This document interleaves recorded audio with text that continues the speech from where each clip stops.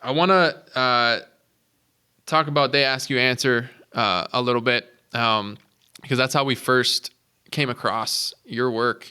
I came in, I was pushing content. I was like, Ty, we need to be making content. We need to be, pumping out video, telling stories. And I think Ty believed me. But it wasn't really until we read your book that I think it clicked for him. If you read the book, you're going to say to yourself, there's nothing complex about this. This isn't rocket science. There's no reason why we can't do this. Now, those are glorious statements to be heard. And a lot of people wouldn't receive it that way.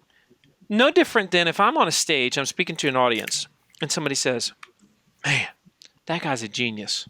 I feel like I failed the audience.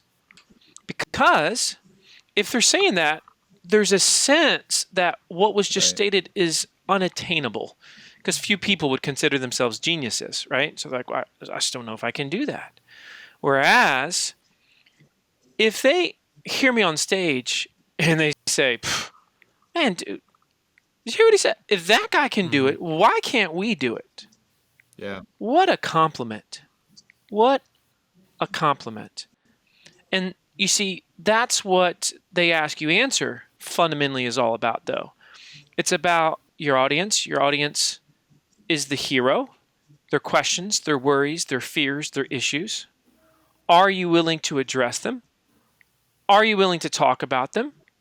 Knowing that nobody else in your space will. And every company likes to say they're honest. Every company likes to say they're transparent. That's bull schnookums, and it is just straight out not the truth. Because you go to those same people and you say, okay, how much do you talk about pricing on your website? And like, well, you don't understand. We can't do that. Once again, I'm calling BS on you. So in one breath, you're telling me you're transparent, that you're customer-centric. And the next breath, you're saying, I'm not going to address the question that everybody wants to ask me all day, every day. They want to get a sense for price. And oh, by the way, for all those that are listening right now saying, ain't no way I can talk, and we're probably going to get into this, but ain't no way I can talk about price because of supply chain. And have you seen, Marcus, what's happening with lumber costs? Look, folks, I own a manufacturing company. I own a swimming pool installation company. I understand supply chain and understand how prices work, which is even more reason why we need to talk about it. We can't necessarily give exact prices, but we can surely teach the marketplace what drives cost up, down, why some companies are expensive, why some companies are cheap. We can give ranges. We can give expectations.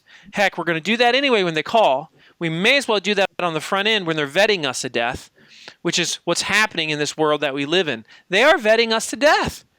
And when they're vetting us, I'm going to make dang sure they're going to fall in love, or that they know quite clearly we're not the right fit.